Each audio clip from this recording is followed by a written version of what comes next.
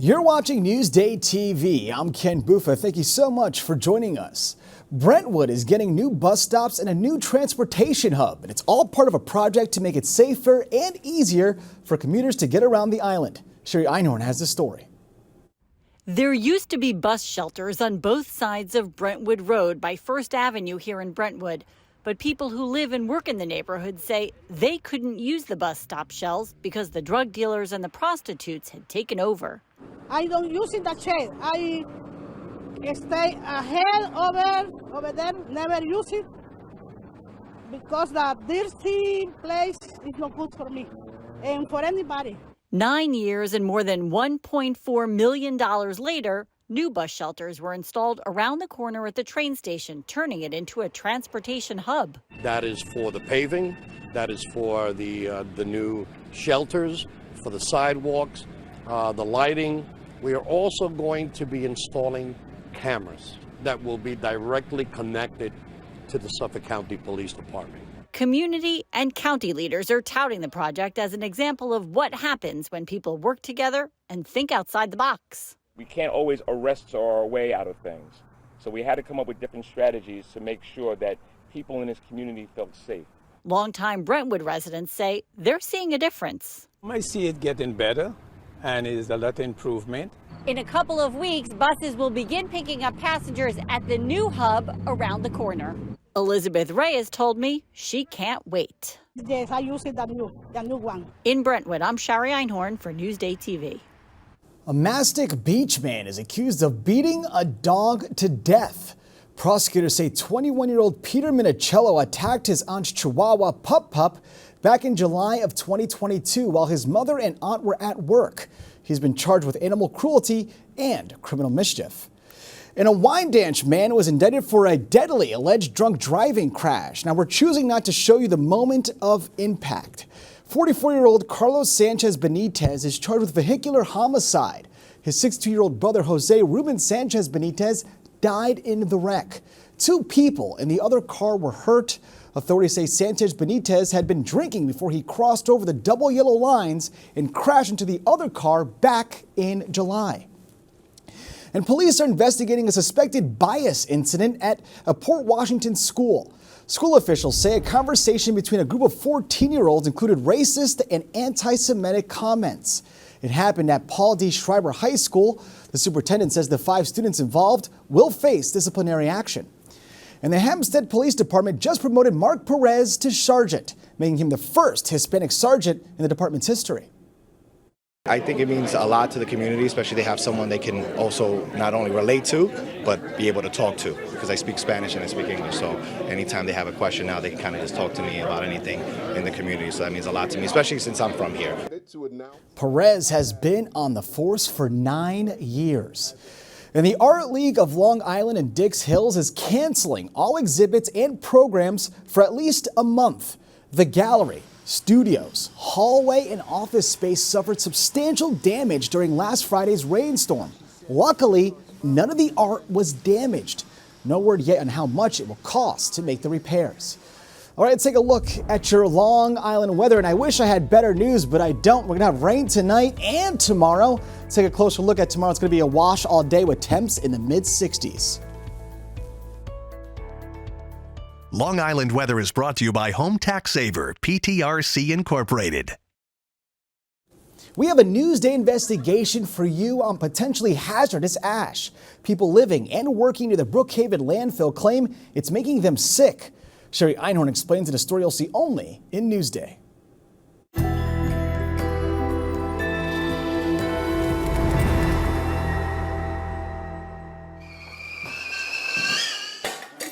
Allegations of potentially hazardous ash being delivered to the Brookhaven landfill are deeply disturbing to residents who live and work in and around the landfill, who have been complaining for years about the health impact. Do you think your cancer is from the Brookhaven landfill? No doubt in my mind. No doubt in my mind. I breathed that stuff in for 36 years. Terry Palermo spent more than 30 years as a special education teacher at the Frank P. Long Intermediate School in North Bellport. She survived lung and breast cancers, both of which she blames on exposure to chemicals and odors from the landfill. She's part of a group suing Brookhaven. I just want somebody to acknowledge what's going on up there. Take accountability. According to the State Department of Environmental Conservation and Brookhaven town officials, there is no evidence that ash dumped at the Yaphank facility caused harm. The town hasn't said when it will stop accepting the ash from Covanta. It has said it would close the dump to construction and demolition debris at the end of next year, but people in this area don't believe it will happen. We always get told that the landfill is going to get closed. I've been here my whole entire life. I've heard it so many times. Homeowners here also blamed the DEC for not seeing or for ignoring what was allegedly happening. What about the responsibility to the community? Who has borne the burden for Long Island's waste for 50 years? When is enough enough? Back in 2021, 2 years after the whistleblower lawsuit became public, Governor Kathy Hochul announced a comprehensive DEC investigation into ash mixing at the Covanta plant. It is still underway. A DEC spokesperson told Newsday, DEC also continues to strictly oversee and monitor facility operations to ensure public health and the environment are protected. In the meantime, people here in North Bellport say they feel like they're being ignored. We continue to go to board meetings. We get 3 minutes to speak. We don't get our questions answered, and then we're out the door. I wish that our local government would care about what's going on in this community. I'm Shari Einhorn for Newsday TV. Now, to read more about this Newsday investigation, go to Newsday.com, click Get More below the Newsday TV video box. We continue to mark Breast Cancer Awareness Month with a look at cancer thrivers. The local group is helping to inspire those battling the deadly disease. Lisa DiStefano has a story you'll see only in Newsday. A lot of people use the word hope around breast cancer, and I always felt like that was not big enough for me. Stephanie Seaban was diagnosed with stage 4 metastatic breast cancer almost 13 years ago. I was only 31 years old, and to be diagnosed at stage 4 was shocking. I've always been really stubborn, and I was really determined to overcome the odds. So when they gave me like 36 months tops, I was determined to overcome that. 36 months. And that was 13 years ago. Almost 13, yep. I kind of made it my new life's mission to help other people. She began blogging and started a small business, a brand called Thrive Gang, that she now runs out of her St. James home. I think words are powerful. So wearing something on my chest every day that I'm a thriver is a constant reminder. Yeah. Stephanie also runs retreats for women with stage 4 cancer. She brings in other cancer thrivers to teach and inspire, including holistic health and energy coach Wes Berry's Jenna Bradshaw. I teach them that you can thrive in your health and your life. You know, even if you are going through cancer, it doesn't have to be a death sentence. And then exhale, letting it go. In addition to retreats, Jenna holds her own Cancer Thriver circles and classes here at Spirit and Soul Studio in Babylon.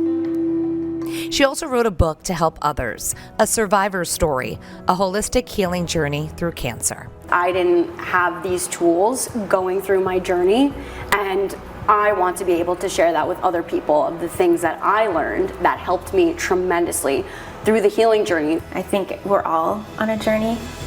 I've made it my life's work to help others and to just inspire them that, you know, if one person can surpass the odds, it's possible, right? And there's not just one person, it's not just me. And if we can be given the worst case scenario, I believe we should be given the best case scenario too. Elisa DiStefano, Newsday TV.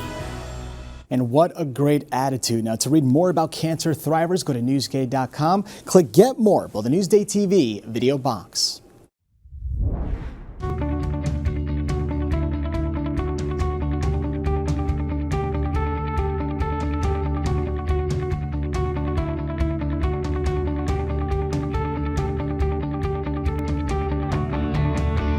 Feed Me is brought to you by PC Richard & Son.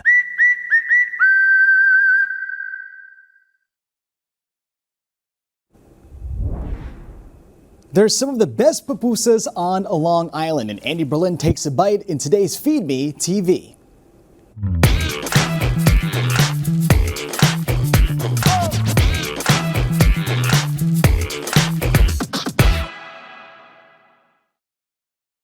Oh, gosh. Whoa, you wrap it like a pasta. I've been going all over Long Island trying to find the best papusa. Baby's first rice flour papusa. Again? And when I walked into La Tapachulteca in Hempstead, I thought, this might be it. This store was established in downtown San Salvador by my parents. So is this a well-known brand in LA and also in El Salvador? I would say that in LA, yes. Here in New York, feels like every neighborhood, every town has these Central American Latino delis. Yes. It's such an important part of the culture here. This is fun being behind the deli. This is the empanada for all the Latin America, and that's a yuca patty. It looks like a hash brown and it tastes like a dessert. To begin talking about Salvadorian food, you need to mention papusas first, right? Which is just a corn-based stale tortilla.